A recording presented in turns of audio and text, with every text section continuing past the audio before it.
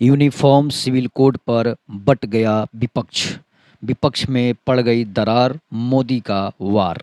UCC पर संकट में नजर आ रही है एकजुटता। एक तरफ केंद्र सरकार यूनिफॉर्म सिविल कोड यानी समान नागरिक संहिता लाने की तैयारी में जुटी है। मोदी सरकार के इस कदम ने एकजुट होते हुए विपक्ष के बीच दरार पैदा कर दी है। उनकी एकजुटता संदेह में आ रही है। एक तरफ केंद्र सरकार यूनिफॉर्म सिविल कोड यानी समान नागरिक संहिता लाने की तैयारी में जुटी है, उधर मोदी सरकार के इस कदम ने एकजुट होते विपक्ष के बीच दरार पैदा कर दी है। जहां कुछ विपक्षी दल यूसीसी के विरोध में खड़े नजर आ रहे हैं, वहीं दूसरी तरफ आम आदमी पार्टी और शिवसेना यूबीटी के पक्ष में आ गए हैं। हालांकि कुछ विपक्षी नेताओं को इस बात का भरोसा है कि यूसीसी 23 जून को पटना में मीटिंग के दौरान बनी उनकी एकजुटता पर असर नहीं डाल पाएगा। सभी मुद्दों पर एक राय होना जरूरी तो नहीं।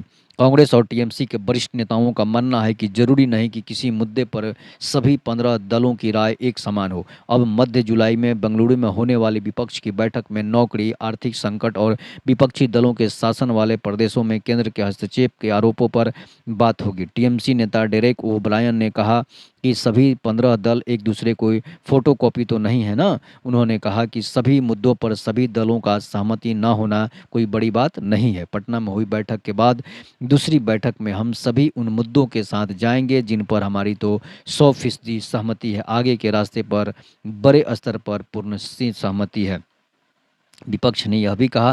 कांग्रेस के एक वरिष्ठ रणनीतिकार ने कहा कि पटना में बैठक के दौरान 14 से 15 दल कॉमन एजेंडे पर एकता को लेकर सहमत थे। इसके तहत यह तय हुआ कि भाजपा के खिलाफ एकजुट होकर लड़ेंगे। उन्होंने कहा कि विपक्ष की इस बैठक के दौरान हमने दिखाया था कि पार्टी विशेष मुद्दों से हमें कैसे पार करना है।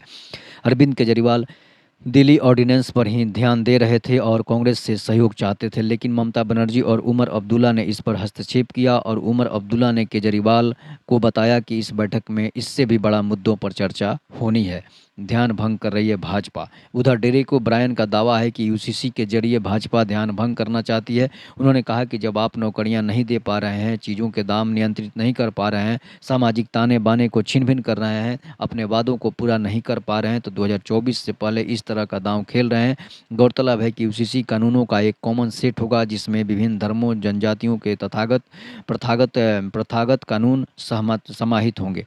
साथ ही यह विवाह, तलाक, विरासत जैसे विभिन्न मुद्दों को नियंत्रित करेगा। संविधान में यह राज्य के नीति के गैर न्यायिक संगत निर्देशक सिद्धांतों का एक हिस्सा है। वहीं साल 2018 में विधि आयोग ने कहा था कि इस स्तर पर यूसीसी न तो जरूरी है और न ही इसकी इच्छा होनी चाहिए, लेकिन जो है मोदी सरकार जो है वो यूसीसी अब लगाने के मूड में है। इससे भीमराव अंबेडकर भी सहमत थे कि यूनिफॉर्म सिविल कोड लागू होना चाहिए, पूरे देश में लागू होना चाहिए, ताकि देश की स्थिति नारकीय नहीं हो, फ्रांस और स्वीडन जैसा नहीं हो। तब तक के लिए नमस्कार। जय हिंद, जय भारत, वंदे मातरम।